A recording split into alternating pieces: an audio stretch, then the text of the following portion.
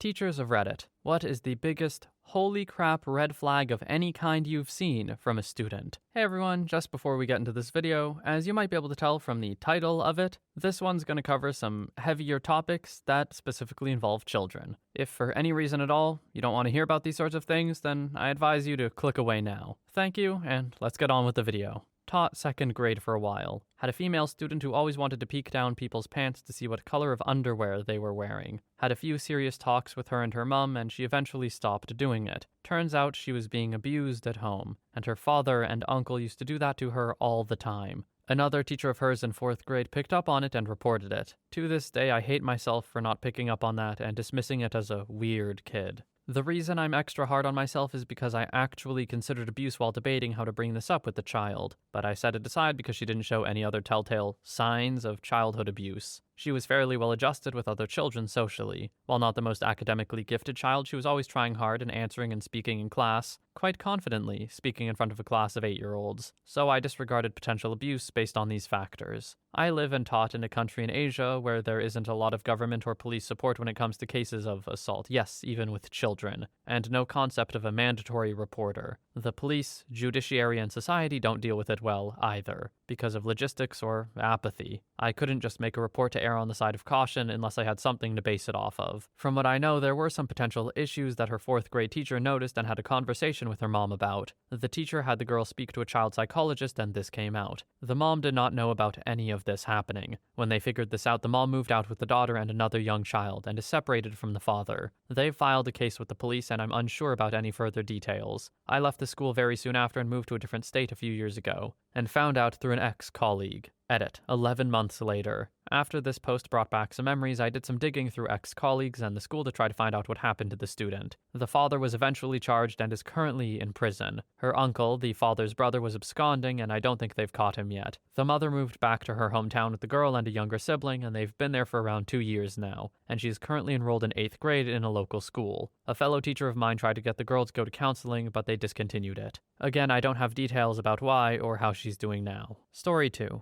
I've already answered once here, but I had managed to push this other student out of my brain. Let's call him Brian. Brian was a 6th grader. Brian was, on first glance, a classic case of look-at-me disease. He constantly needed to be the center of attention. He needed to be liked, but was also very sensitive. He had been in my class for about 2 weeks when he first broke down crying during a lesson. I pulled him aside to talk privately and asked him what was the matter. He said, "Mr. OP, these other kids just don't understand. I'm not trying to be annoying. I've had a hard life, and they just make fun of me without knowing what I've been through." He said all of this through big, wet tears. I really felt for the kid and tried to make him feel better, and he continued. When I was in 1st grade, I saw my younger sister get shot in a drive-by. It happened right in front of me. It was so awful. And then just full body heaving sobs. This was literally my first month of teaching. I wasn't prepared for this, but I tried to do my best for the kid. I had someone from the office come get him, and in my free period following the class, I called his mother. The way she responded with such nonchalance chilled me to the bone. Mr. OP, my son Brian, lies like a rug. He is an only child. He's only ever been an only child. I'm thinking to myself, wait, what the hell? But what about the tears, I asked her. She said, when my son was 2 years old, he'd sit in front of the mirror and make himself cry. He'd practice it over and over, and I would tell him to stop it because he was scaring me. I just didn't even know how to respond to that. I can't even remember how we wrapped up the conversation.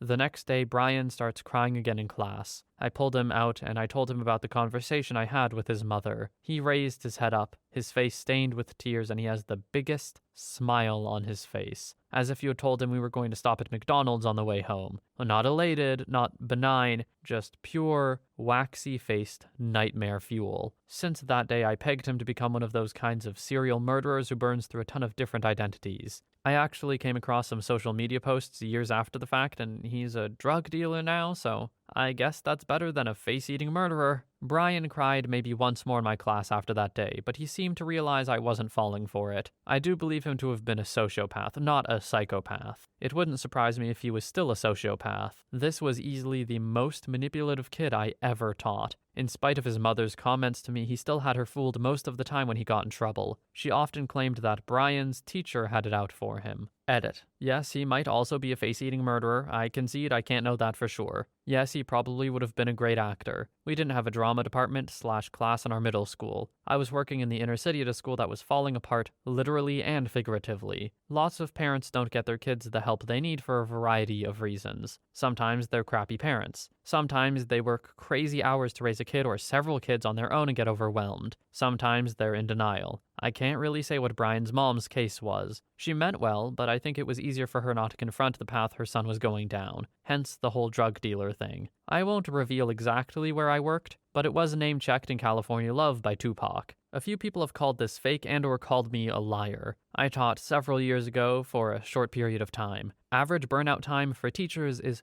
3 years, so be kind to your kid's educator. They see your kids more than you see them. No, I am not Brian, and I haven't seen Split, but I'm pretty sure Brian was not in it. Now, as a kid, I also taught myself how to cry, and I don't think I'm a sociopath, but at the age of 2, I don't understand how you even have that level of cognition to understand that's something you might want to do. That is an extremely terrifying sociopath in the making. Wherever Brian is now, I do hope he got some help and knows how to regulate his sociopathy? I don't know how to say it, but I do hope that he turned out alright and is no longer manipulating everyone around him. Story 3. I remember a kid in 5th grade that would crap his pants, reach down there, pull some out, roll up little dookie balls and throw it at the other kids, all while laughing like he was having the time of his life. That's gotta be some kind of red flag. Edit. I'm not a teacher, by the way. I just saw the question and instantly thought of this kid. I was in the 5th grade in 1980. The protocol for handling this kind of behavior in children is probably different now. Hopefully he got some help. Story 4. This was a long time ago. I'm not a teacher but was doing a co-op placement as an educational assistant when studying sociology. We're talking like 15 years ago, give or take. Had a student in the class with behavioral problems, mind you, walk up to another teacher who was pregnant, proceeding to tell her he was going to cut the fetus out of her. Nobody really knew how to react, and the tone in his voice/look in his eyes was up there with the most evil crap I've seen up till that point in my life. Story 5. My friend teaches and told me this. He had a student who constantly picked at his scabs. He would rip them off and eat them, and then lick the blood off his fingers, then pull alcohol swabs out of his backpack and clean the wound while smiling creepily. He made everyone feel super uncomfortable and grossed out, but no matter what, he wasn't removed from the class. Finally, one day, my friend comes back from the teacher's lounge to find him using a letter opener under his skin and moving it back and forth. Blood everywhere. When asked what he was doing, he said his skin itches and it's best to get it at the source. The kid was finally removed from the school. My friend never found out where or what happened to him, though. This kind of compulsion or behavior is absolutely a red flag, and that's just with my limited knowledge of psychology. I think even compulsive scab picking is a sign of something, but this is just that, but extreme. I really hope this kid got the help he needs, because that kind of self-destructive behavior can have long-term consequences if left unchecked. Story 6. There was a kid in my brother's 5th grade class who tattooed himself with pen ink. It worked, and he was forced to wear sleeves when he played on the middle school basketball team so they didn't show. He's in prison now. I should clarify that doing a few dots or a little smiley face, not a big deal. People do that all the time and turn out all right.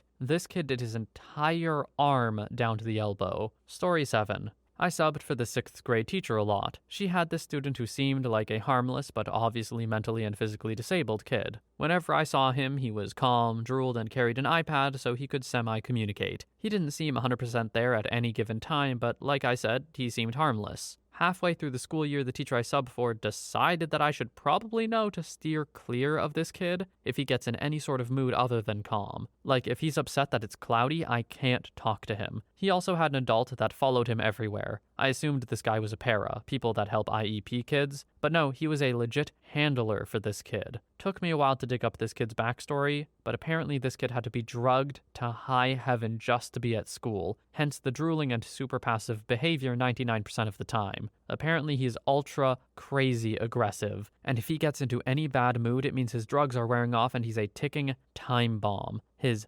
meltdowns cause school lockdowns because of how violent he is towards himself and others. There is a literal plan designed for this kid if he snaps, hence the handler. I feel bad for the kid because of his drugged out life and the fact he probably has some incurable rage issue or brain problem, but sweet Jesus. The kid terrifies me now that I know. Edit. Just want to say this is a rich suburban school district where they have a tendency to rug sweep really badly IEP kids until high school. There aren't any good private or alternative schools nearby for IEP kids. Pretty much all the other schools are private Catholic schools with zero special education department. Once the kids get to high school, the school generally recommends either online school or the nearby alternative high school that specializes in special ed. Edit 2. With some confusion and finger pointing, IEP stands for Individual Education Plan. It's used for kids with special needs such as specific learning disorder all the way to autism and physical disabilities. 504s generally cover things like depression that don't generally affect classroom and learning, but might be good to know if a kid comes to class in a mood. IEP kids are normal kids that need more specialized help to learn. Some IEP kids have never been to the special ed department of their school. Some IEP kids only live in the special ed department. Some kids are a mix of the two.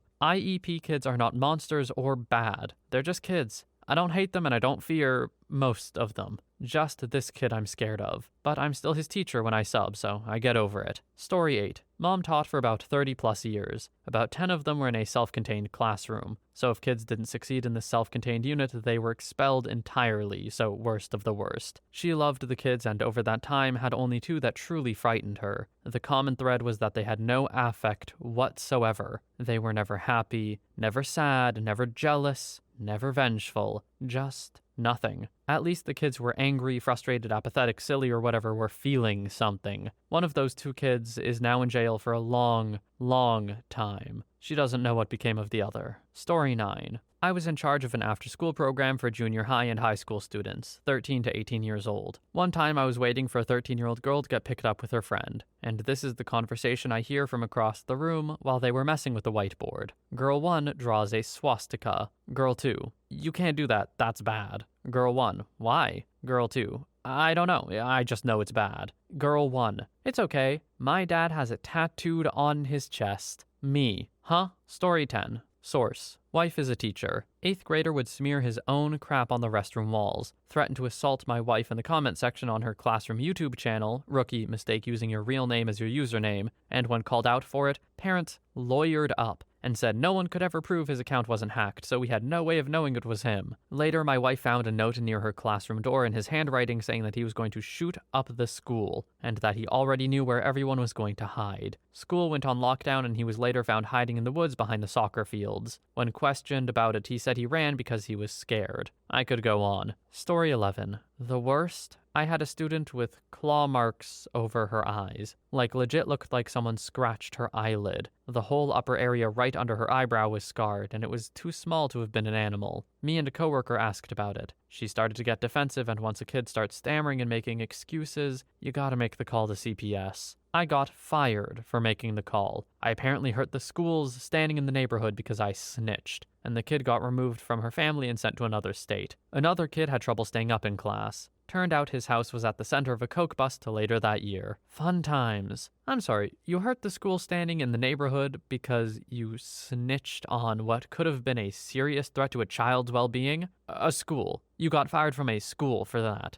Education is so doomed, man. Story 12. My mom is a special education teacher. Mostly kids with autism and learning disorders, middle school aged. But her program has gotten students who don't fit into regular classes, so they get dumped into her program. One of the students about 6 or 7 years back was super weird. He was mouthy, hated authority, and was a lot bigger than the other kids. He wrote, "I'm going to assault Miss Teacher," in bright red Sharpie on a paper he had to pass in to another teacher. They called his parents into the school to talk about it, and the student's mom started laughing about it. She said that her child had a weird sense of humor, but meant no harm to anyone. She also had another student whose parents had him miss school on December 21st, 2012 because the world could end, and they couldn't expect him to spend his final day at school. Edit. Yes, this happened in the US. No, I don't know the student's name, and even if I did, I wouldn't say it. And yes, in the US, or at least where I live and went to school, we usually only got the week of Christmas off. Like December 21st, 2012 happened on a Friday. Christmas was that following Tuesday. The students went back that Wednesday, which was January 2nd.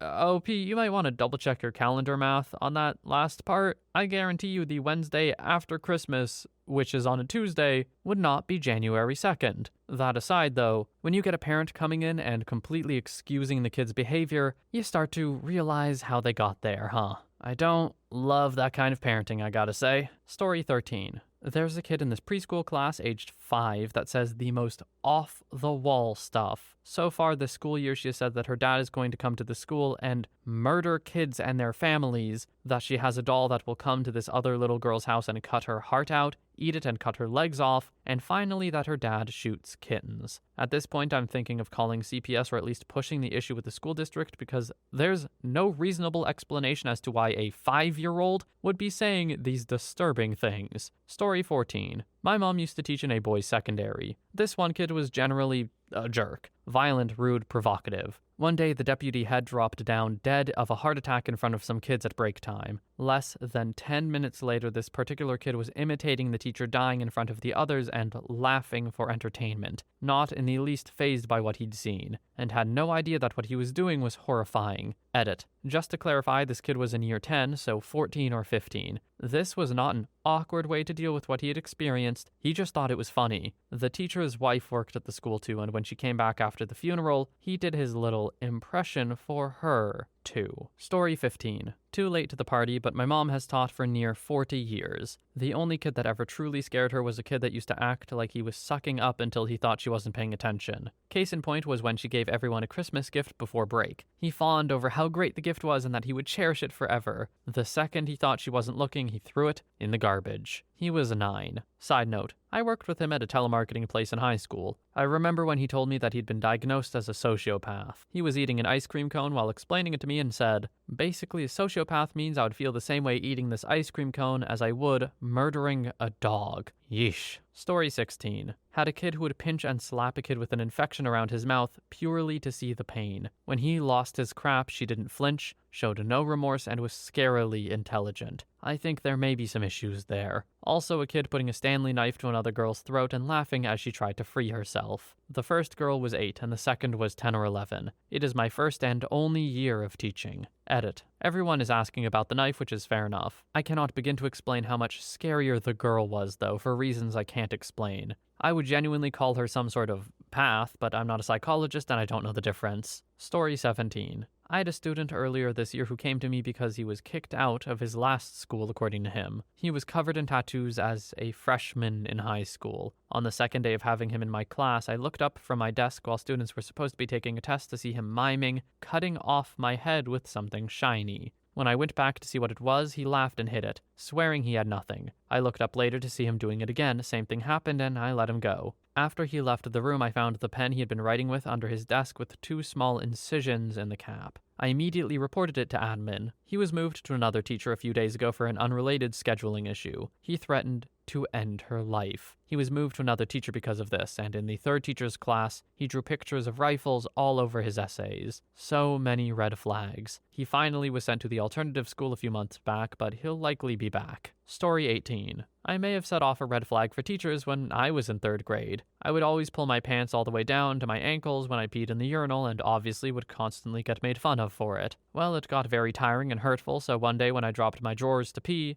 the boy that walked up in the urinal beside me, who pees side by side anyway, popped his mouth off and I just nonchalantly pivoted and peed all up and down his leg. The principal called my mom, and I was tactfully talked to at home about how it's good to stand up for yourself, but that wasn't an appropriate reaction. Then my dad took over and explained how I really needed to not basically get butt naked to pee standing up at a urinal. Story 19. There was a kid I knew in 2nd grade, and he was wild. When we were in the same class together, the teacher would regularly have to call the assistance team, a group of teachers that would restrain unruly kids and were trained on how to do so. He would throw desks, chairs, scissors once, if I remember correctly. The following year, we weren't in the same classroom, but it was a small school, so you'd still hear about things. He tripped a very pregnant teacher, causing her to go into labor. No idea how he didn't get expelled for that. But the final straw was when he found a rusty pocket knife on the playground during recess and stabbed the student sitting next to him in the stomach with it for no reason. Still wonder what happened to him.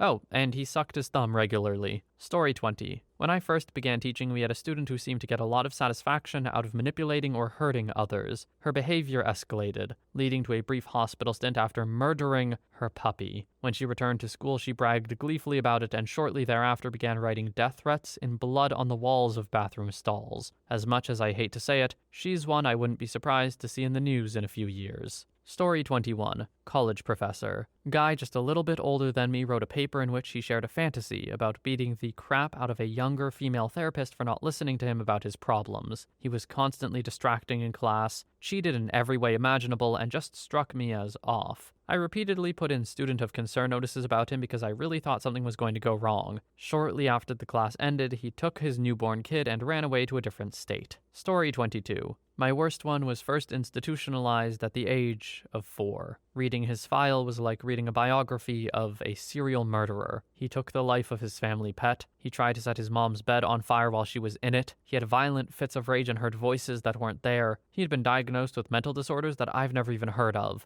There were maybe at least 4 or 5 mental conditions listed within his file. By the time he made it to my class, he had been removed from our school twice and placed in the most restrictive setting in our school district. And both times, parents pitched a fit and threatened a lawsuit if he didn't return to our school. On the first day of school while he was in my class, he graphically explained how banging works to one of the younger students. We had a parent conference on the 3rd day of school so that everyone could get acquainted. When we brought it up to the parents, the dad got super defensive and tried to explain away how his son would know so much about it. It was a huge red flag. By the way, the kid was not allowed into the bathroom with other boys. This stemmed from an incident right before he left us the second time. The actual details never made it into his file and no one would really say what happened, but you can guess. While he was in my class, he would do anything to get out of doing his work. He quickly figured out how to game the system. He realized that if he caused a big enough disruption, then we would have no choice but to take him out of the room. Sometimes this disruption would be him crying and screaming at the top of his lungs. Other times it would be him soiling his pants. One time we had to get our other students out of the room so he didn't hurt them.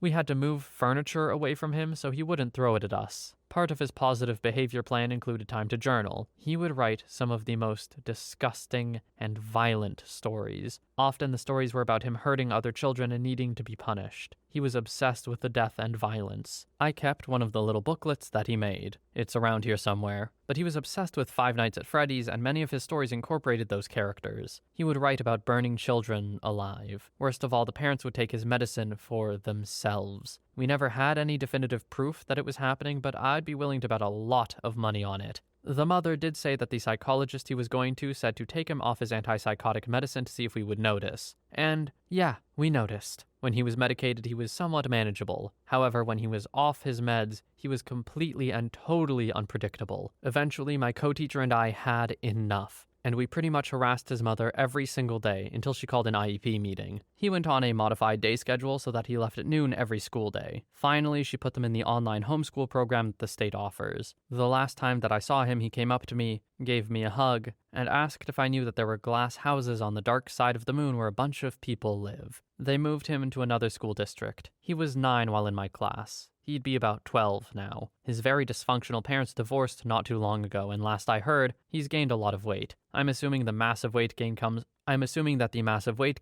from side effects of the antipsychotic medication. Hopefully that means he's taking it. I have no doubts that this kid will go on to end someone's life either for fun or just to see what it's like. There are so many details that I've left out and have forgotten. I could talk for hours about this kid. However, there is one day I'll never forget. He was playing with this toy that he brought from home, and I reached over and took it off his desk. He first looked at my hand and then looked me straight in my eyes. It was at that moment I realized he really wanted to hurt me. He threw his head down and cried on the desk like he normally did. Only a few minutes later did I look over and hear him still crying, but he's looking straight at me with no tears in his eyes, and he had the most psychotic and evil-looking grin on his face, all the while still making sobbing sounds. It was the only time I've ever been afraid of a student in my career. Story 23. I taught second grade for a bit, and one time I had a child come from a behavioral class because he scored high on a lot of tests. He was big for an 8-year-old, had no spatial awareness, and would accidentally hurt the other students. One time he celebrated and flung his arms out and clotheslined one of my students and dropped her to the floor,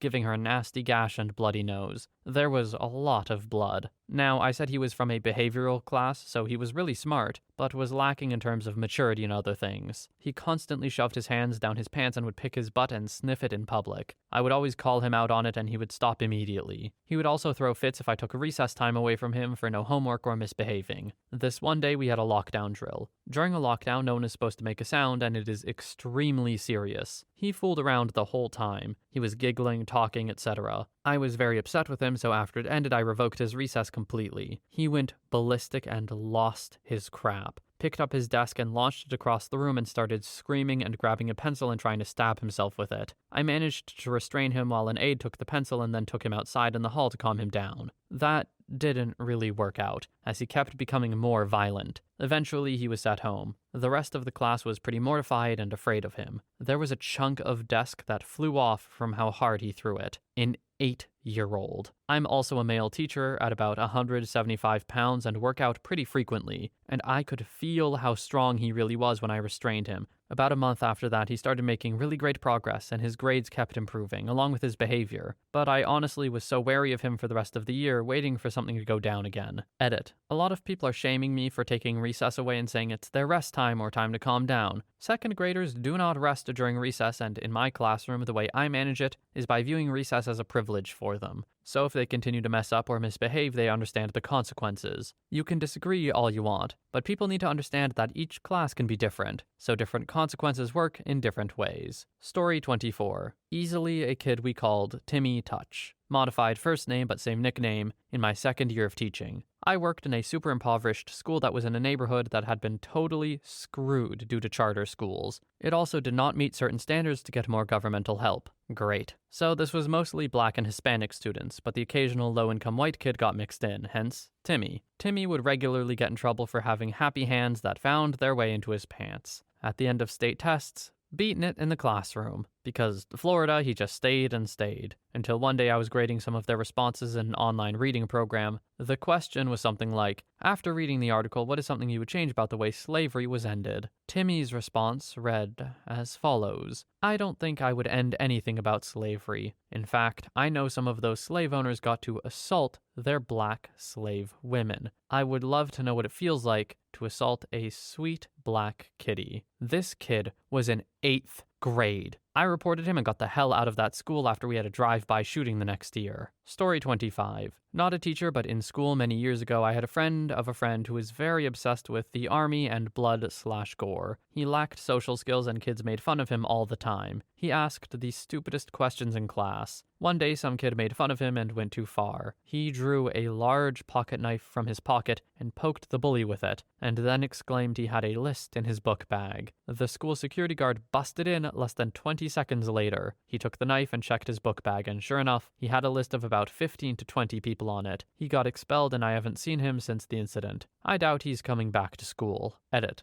This was high school. Story 26. During my 20 years in the same school, it was just getting worse and worse. Citywide, administrators were shifting accountability onto the teachers in order to preserve their own careers. This was the straw that broke the camel's back for me. After this, I knew that teaching or trying to be a teacher in New York City schools was no longer worth the struggle for me. While I was supervising a class, not mine, during pack-up, clean-up at the end of the day, I caught 2 7-year-old boys on the floor hiding behind some furniture. One was giving head to the other boy. Shocked and disturbed, I reported it to my principal and was simply told to call the parents. Incredulous, I asked, what should I say? How should I handle this? Why me? Am I to do this alone? I was directed to be vague about it, and if I wasn't vague, and an investigation resulted, then I would be thrown under the bus because it must have only happened on my watch. Of course, the 2 boys were notoriously strange troublemakers for everyone, but nothing prior to this went on record. No one could make the case that the principal had neglected to protect other children from these boys. When one of these boys picked at the gums in his mouth with his fingernails until his mouth was filled with blood and his smile scared the other kids, and his hands were covered in drying blood, he was sent to the nurse to wash his hands and rinse his mouth. The nurse sent him back to class with a note. The parents were told but acted like it was just another day. Teachers are already a dying breed because of the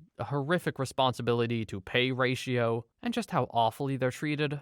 I just can't fathom why any administration would want to treat teachers worse. These people are out here trying to do the best for the next generation of kids, and people just make that so hard. I don't get it. Story 27. This happened a few years ago when I was an intern at a big school in my town. My job was simple. Follow the teacher wherever she went, and complete 100 hours of unpaid work. That's it. Crappy, but I had to do it in order to get my diploma. So there was this boy around 14 who was always alongside his personal therapist. I don't usually ask questions, but since that same teacher was my high school teacher years ago, I felt comfortable asking what was wrong with him. She said he had autism, and sometimes he would get aggressive towards his classmates. So his therapist had to be with him at all times while he was at school to help him calm down if something or someone triggers him. Days later, I went to the teacher's room to ask for signatures for my internship documents. Everyone is helpful and starts signing until the coordinator walks in and asks for our attention. Guys, I have some news to tell you all about the boy. You'd better sit down. You too, OP. You gotta listen to this. Turns out the kid had been pretending to be autistic for years. He looked up on the internet for the symptoms of autism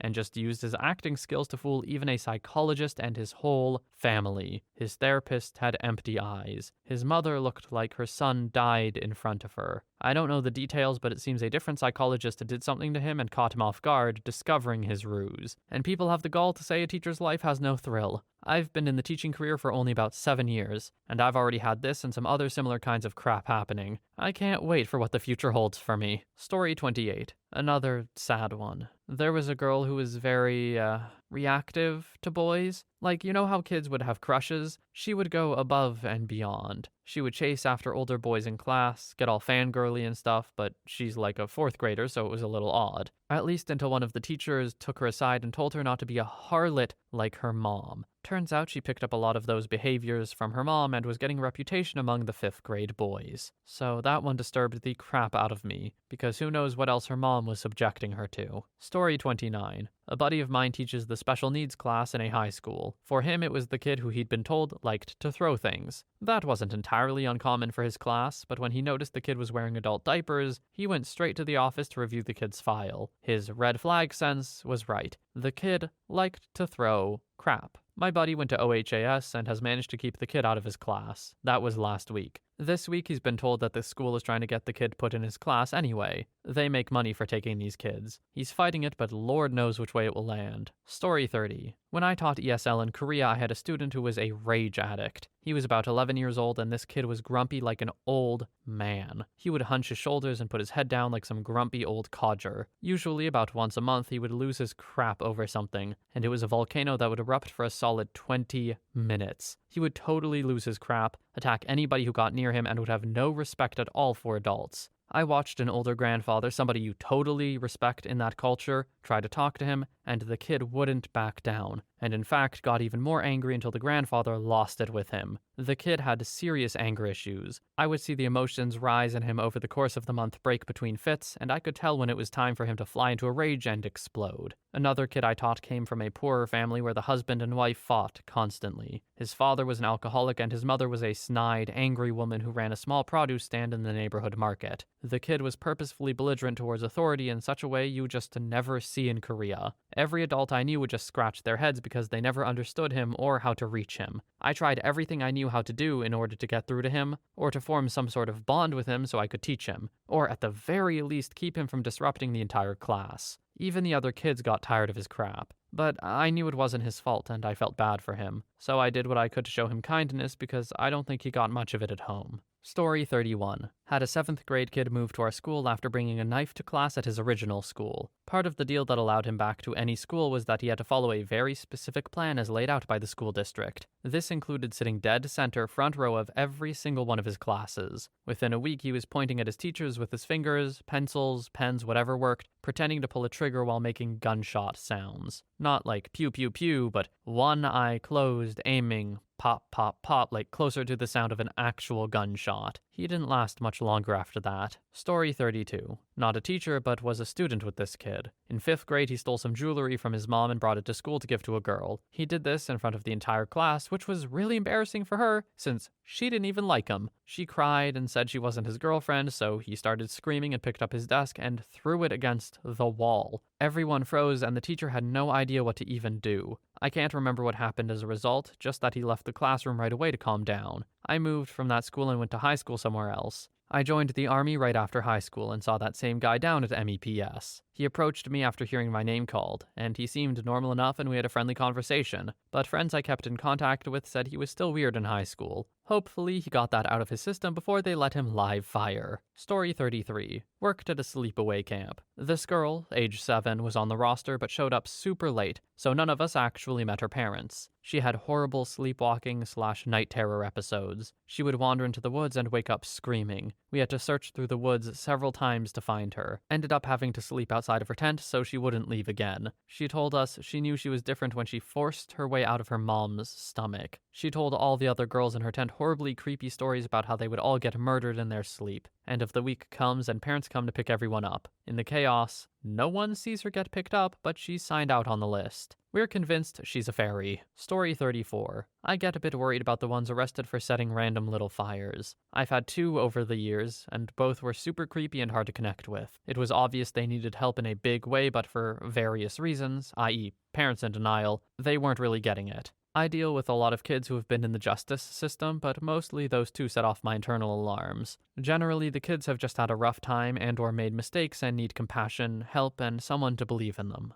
Story 35. Not a teacher, but have been able to assist in programs and such through my volunteer work. One of my major things was that I would bring in owls from our local sanctuary that were unable to be in the wild and teach kids about them. For 99.9% of kids, this is an awesome experience, and they love getting to see these beautiful creatures. One day I had our barn owl, Sitting Bull, who was blind in both eyes, out, and was explaining how strong his beak and claws were, and one kid asked, "So can I touch him? I don't think he'll hurt me because he knows I'll hurt him if he does." First red flag. About 30 seconds later, I got the second major one when I told him, "No, we don't allow that in any circumstance." He proceeded to stand up and walk over to one of the desks, smash his head off the side of it, and then with a freaking crater in his head, I was freaking out internally at this point and needed to put the owls away so they didn't freak, say, "Well, I don't need to be here then. Take me to the hospital." This was 4 years ago. The kid was in 5th grade and I have no idea what's become of him. Story 36. I once had a young student in a fit of frustration say that he wished he could take me to his dad's shed.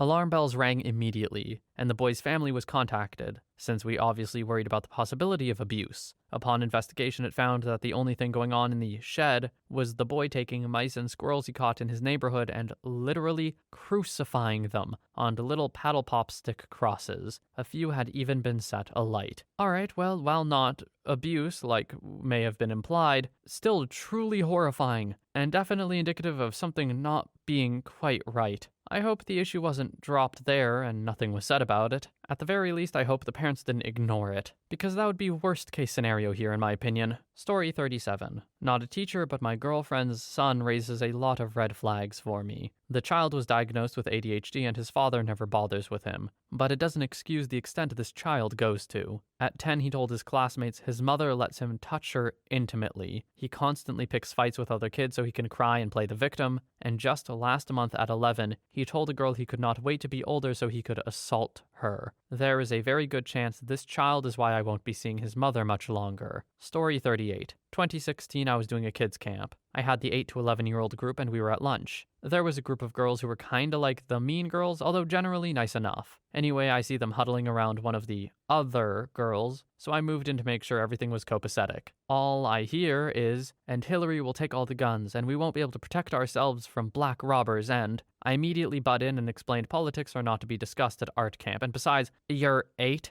Don't stress about stuff you don't have to. The girl snapped around 180 and stuck her finger in my face and said, "Mr. OP, I have a right to free speech and you can't stop me," which I wholeheartedly agree with. Besides, your teeth are stained and it's obvious you can't afford health insurance, so you don't matter. Anyone biased by racial ignorance and appearance that early on is scary to me. Story 39. My mom teaches special ed and self-contained, and one student in particular stands out. This student always kept toys with them to keep calm during class, but for obvious reasons, she was told she can't bring them to tests. My mom was pretty lax on this if she didn't think the student would cheat, and allowed her to bring them anyway. Fast forward a bit to the student needing to take the SAT, and my mom didn't allow her to have her toys because she had a rule book to follow. The following day, the student looked at my mom, whispered our home address and kids' names, including me, and said, "Don't take my toys." My mom has taught over 30 years, and that's the only student she noped out of teaching. Story 40. I used to work after school care for an elementary school for 2 years. This girl was in 2nd grade and was always getting suspended. She had physically attacked me multiple times, unprovoked or when I asked her to clean up her mess. had choked out a classmate with her bare hands, and when that didn't work, took the scarf off her neck and used that. When I stopped her, she bit me and drew blood. One day, her little brother and dad came to pick her up. The little brother was excited to see her, and she ran to him, picked him up, dropped him on accident, and started laughing when he cried. She also ran out of the classroom multiple times and tried to stop my boss by throwing crap at her. Last I heard, she has gotten expelled for trying to stab her teacher with a pencil. She's in a group facility now. Story 41. I'm not a teacher, but I had a teacher who tried to be the buddy-buddy type of guy. So a group of jerks kept picking on and making fun of this one kid for any reason. His appearance, type of shoes he wore, his afro. The teacher didn't do crap and would just laugh it off, which upset me. So I went and confronted the teacher. I told him he's a jerk enabling these kids instead of standing up. Laughing it off won't make it go away. I ended up getting suspended because he said I threatened him, which is bullcrap. It's really sad that most teachers truly are oblivious when it comes to bullying. They wonder why these kids build up rage and shoot up schools because nobody helps them. Not the students, nor the staff. Story 42. My roommate from college was going for an early education degree. While he was assigned to be a student teacher, he encountered a young female student who had impulses to assault males. This girl had a female aide assigned to her most of the day to stop her from leaving her seat, as she would stick her hands down the pants of boys in the class or run up and grope adult men in the building. He was told to never be left alone with her and to always have a female staff present at all times to corroborate his side of things. As much as I'd prefer to not think about it, I'm sure I might as well say for anyone who doesn't know, this is very, very clear-cut a sign of being assaulted at home. I'm not saying it's 100%, but the odds aren't great. I really hate when comments like this are written and then there's just no follow-up. Like, I really wish I knew what happened to this person, because clearly something is very wrong, and I just hope it got better. Story 43. This little second grader was a mean little dude. He liked making the other kids upset. There was one boy in particular who cried, and the mean one loved this. So when this kid was crying, the other was laughing, which of course made the kid more hysterical to the point he would puke. He loved the power he had over the other kid. He also brought small bugs into class and cut them in half with scissors because he, quote, wanted to see if they would live after. Total future serial murderer. His parents refused to believe anything was wrong. He crawled on the floor looking for crayons to eat too, but that just might have been a kid thing. Story 44. I haven't been a teacher for long, but this happened on my first week of my career, on the very first day 4 years ago. A student threatened me with violence after I asked him to put his phone away and I sent him out. His aide told me she was sorry she wasn't with him and to give him another chance. It's not his fault, he's just spoiled. She way oversimplified his situation, I would later find out. I shake his hand, say no hard feelings, and he comes in the room. 3 minutes later, I'm sending him out again for calling me a female dog when I asked him to sit down. I'm asking the principal to remove him from my class because obviously this isn't going to work. His father calls me and begs me to keep him because he loves my subject, and the previous teacher gave him chances. I said okay, and I'm new, so I'm probably doing something to irritate him. I was never able to give him that third chance because he sliced/stabbed a girl repeatedly in the face that night. She was a giant 6th grader and he was just a small 8th grader. He just snapped. I felt horrible for months, thinking that I had set him off too. I still think about this kid 4 years later. He was 14 and is in jail now. College does not prepare you for this crap. Story 45. I used to work at a residential treatment facility for at-risk youth, so not quite a school, but they did live and go to school there. I had a teacher who set his family's house on fire in the middle of the night, in an attempt to take the lives of his mother and little sister who also happened to be deaf. He waited for his dad, who worked third shift, to go to work. He knew his little sister and mom took sleeping aids, and he waited until he knew they would be out cold to set the fire. He successfully set the fire and the house began to burn. His little sister luckily awoke to use the restroom and woke up the mom when she realized there was a fire. This kid had put his pajamas on, crawled back into bed, and pretended to have been asleep when his mom called 911. He set the fire because he was jealous that his mom was giving too much attention to his little sister, who is deaf and obviously requires more assistance and attention from his mother due to this. So he decided to take their lives. Luckily, no one was hurt, and he, to my knowledge, is still institutionalized. It was a real-life Norma Bates complex. He grew his fingernails out over 1 inch long, and they were pointy and yellow. He was highly flamboyant, but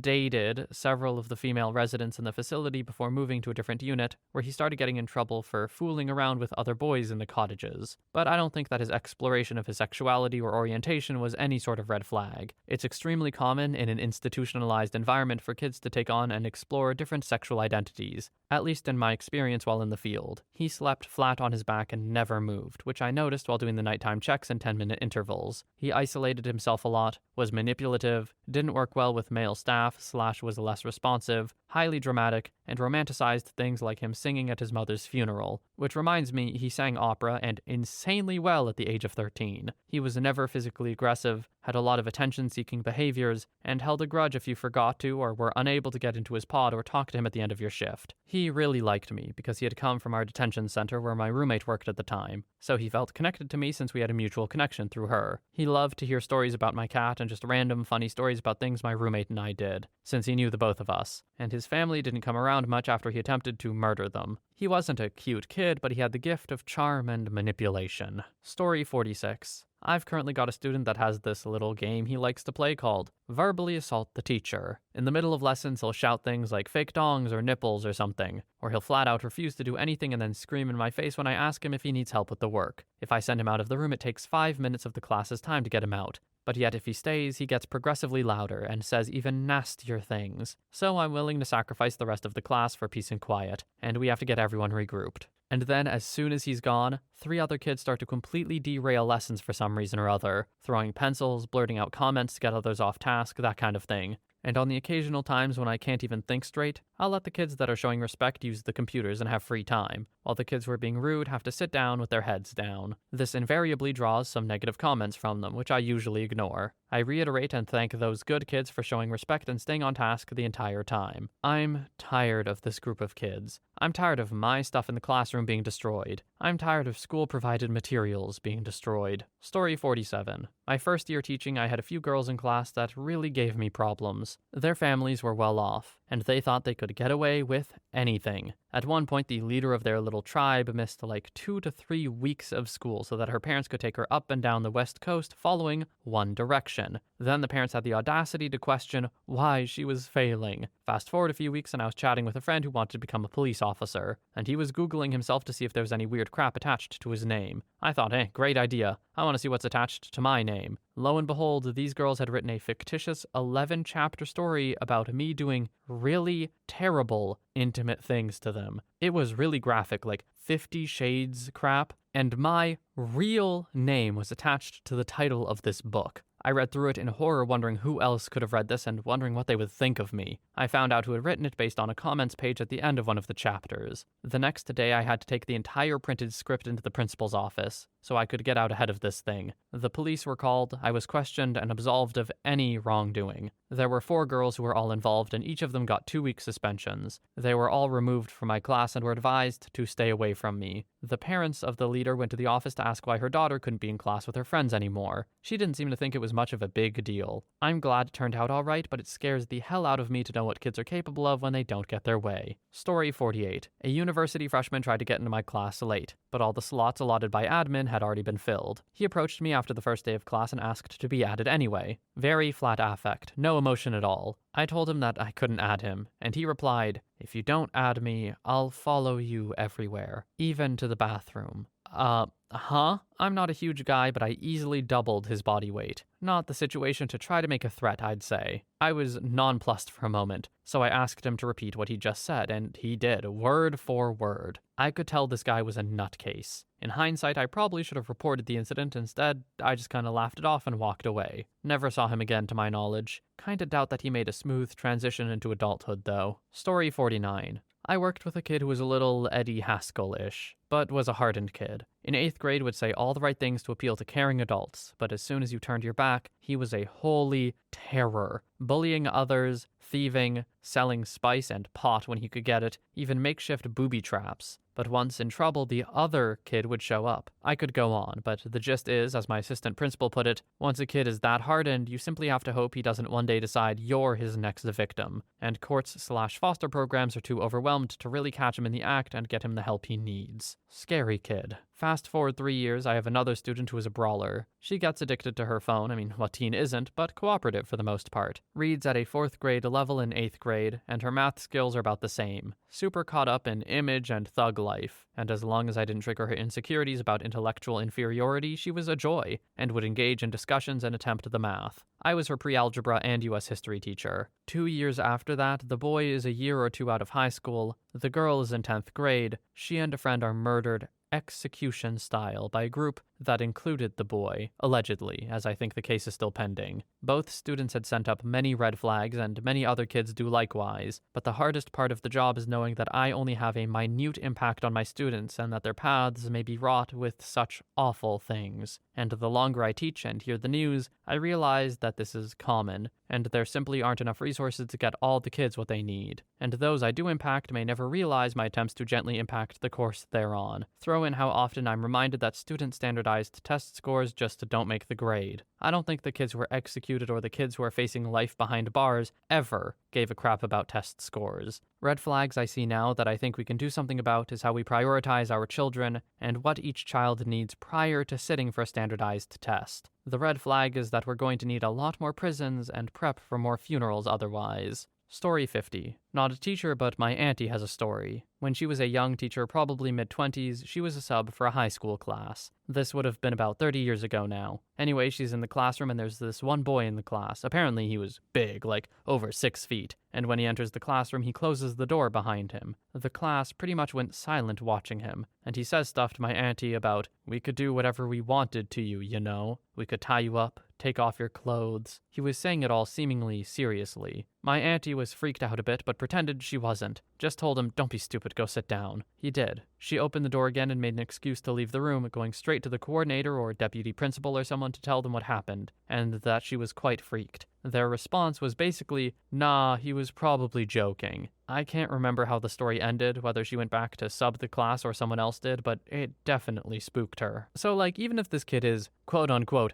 just joking, is that not a problem in their eyes? I don't understand. In what situation is that a joke, even? I feel like insinuating threatening to assault someone isn't exactly joking behavior. This thread is getting me real upset at school admin, and I'm not even in school anymore. Story 51. Not a teacher, but a school social worker. Was working with a student who had suffered a lot of loss. Parents divorced, one parent was an alcoholic, and the student had a horrible relationship with that parent. Student was apathetic about everything. Didn't care about classmates, didn't care about friends, didn't care about family. On top of that, the one person the student was close to, grandpa, had terminal cancer and just was moved to hospice. The apathy got worse. Kid got super dark. Kid had a therapist outside of school and a ton of resources in school. The student never said anything about access to weapons or being violent, but had bullied and had been bullied. But you wonder about the path this could go down. Obviously everything I'm thinking is just hypothetical, but it's scary. Story 52. Not a teacher, but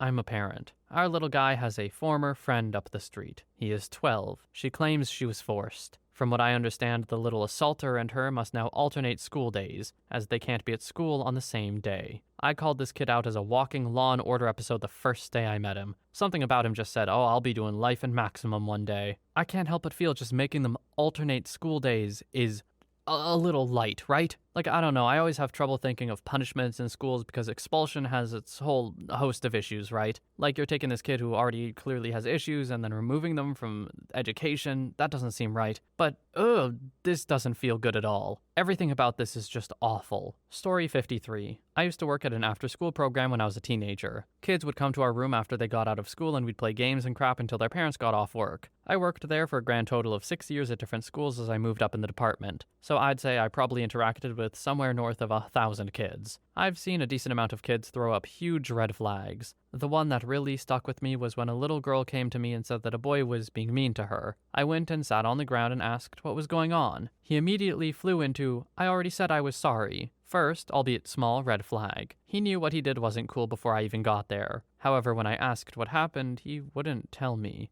Another boy had been close by and said he would tell me, but not in front of the other kids. Uh-oh. I take him out into a hallway and he says that the boy had said, "Girls are only good for one thing, tying them up and beating them to death." I had no doubt in my mind that the kid said it. The boy who told me was a good kid. The boy who allegedly did it, less so. So I go into the room and pull him up by his shirt and take him out of the room. I asked him if what the other boy said was true and he admitted it. I asked where he even heard something like that. He tells me his dad had said it as a joke. At this point, I don't know where to go. I'm 16 years old and just learned that a kid is joking about murdering another child because his dad is the worst. I told my boss, who told her boss, who came out to our site that day and waited until his parents got there. I never saw him again after that day. I assume she terminated him from the program. Story 54. I teach English in China, and I had students brainstorming an argument to act out, suggesting maybe someone took their homework, borrowed money, etc., and gave them 3 minutes to prepare to present to the class. This was practicing rhetorical questions, politeness, and body language. The first group came up and said, "A bank robbery." I laughed and said, "Okay, that's definitely a conflict. Let's see." A girl walks in as the customer and another girl walks in as the robber. She promptly takes out a real pocket knife and puts it blade against the other girl's throat. The class laughs, oohs, ahs, such acting. I scream, no, okay, stop, and took the knife away. She was reprimanded by her head teacher. The kids are first-year high school students, about 15 or 16. It was my first day at the new school. From then on, that girl was on my mental threat list of crazy, violent outbursts. Turns out she just meant no harm at all, and just had really no concept of what was socially acceptable. Story 55. Not a teacher, but I was once that kid. My parents were in denial about the fact that they were on the verge of divorce due to strains from my dad's behavior during a particularly bad manic episode. My brother had just attempted to take his own life, which was hidden from me for several days, and my extended family was in an absolute whirlwind. I was in 5th grade, so none of that really made sense or registered to me, but the lack of emotional consistency or warmth definitely did. Tie onto that a pretty severe case of hyperactive ADHD, and you've got yourself a pretty messy 5th grader. I was impulsive, prone to lying to get attention, and to feel like I was worth something to someone, and often got into fights. I would meditate, obviously in a fake fashion in public, often on walls or in the middle of thoroughfares, pretended I was possessed, tried to change my name, threatened to take my own life in class, set fires, got into a lot of fights, and did a series of odd things I can't even remember. One particularly sad moment was trying to endorse a check my grandfather gave me for my birthday to another student who I considered more important than me for his birthday. Needless to say, I was threatening people. At one point, a kid who was picking on me broke a floodgate in me, and I threatened to beat him with a chair. Later that day, while sitting in the last class, I realized I'd left a multi-tool, a Leatherman knife in my pocket from the weekend, and worn the same pants. This happened often, as my parents were overwhelmed with everything happening in their lives, so everything else sort of fell to the wayside sometimes. I pulled it out impulsively to observe it, and another student noticed. That student reported it to the teachers, and the student I threatened to hit with a chair changed the story to say I'd stabbed him.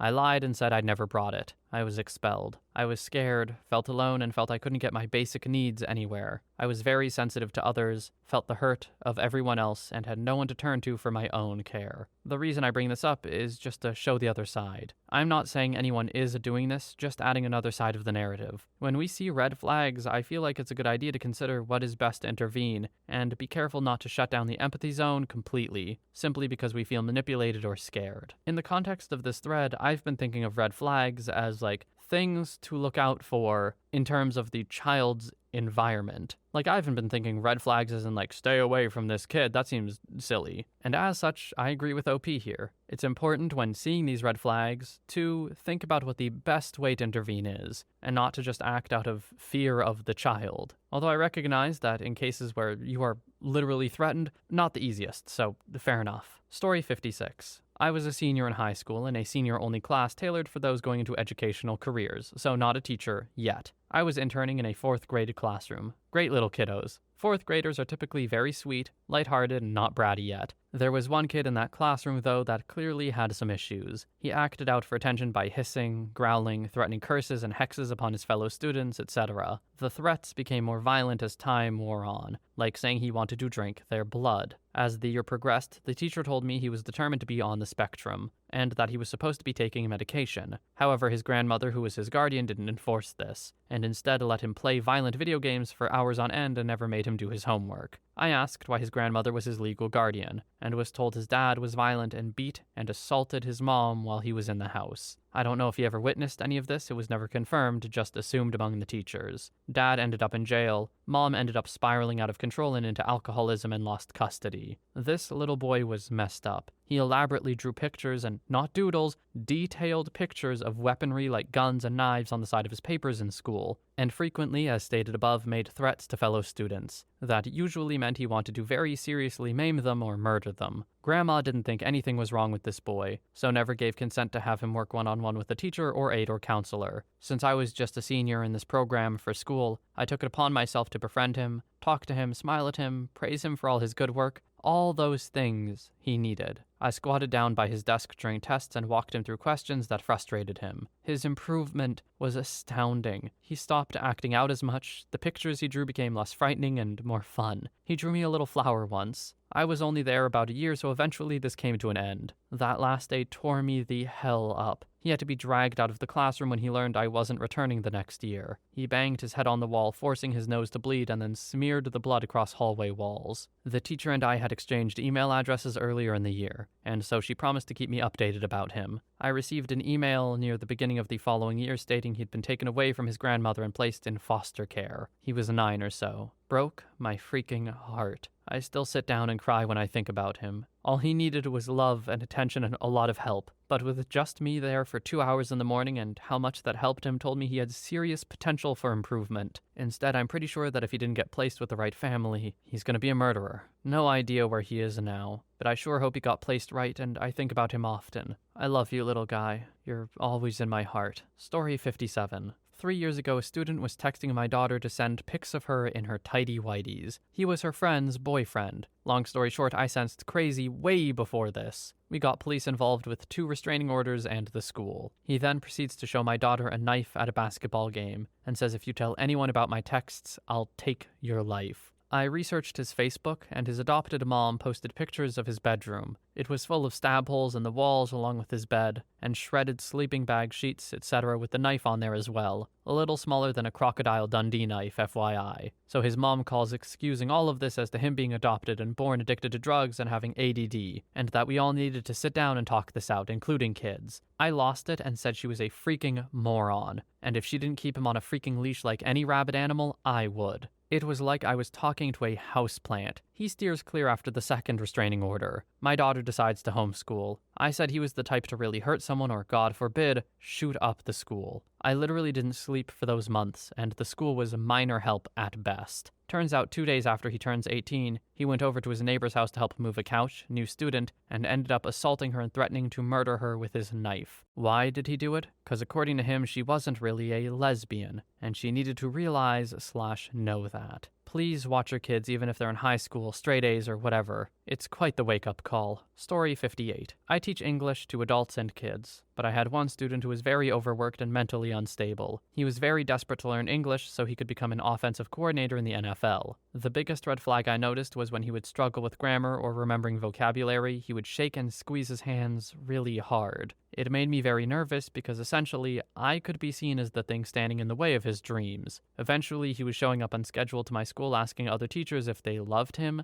and being very aggressive asking about his dreams and English questions. He had a talk with our manager and I haven't seen him since. I think he might be in a mental institution from what I hear. I really hope he's doing all right. I also hope to never teach him again. I wish OP said whether this student was a kid or adult. I can only assume it was closer to adult at the very least if he was showing up unscheduled to the school and with his goal of becoming an offensive coordinator with the NFL. As it is, assuming this was a big guy, I can see why OP was at least mildly concerned. I hope he's doing all right too. It takes a lot of discipline to learn a language, and with these kinds of anger issues, maybe, it might be a little difficult, but hey, I hope he got there. I hope he managed to calm down and figure stuff out. Calm down's not the right term. Maybe find some inner peace is a better way of saying it. Anyway, that is the last story for today. For now, I'd like to thank you so much for watching. I hope you have a wonderful day or night wherever you are, and I will see you in the next one.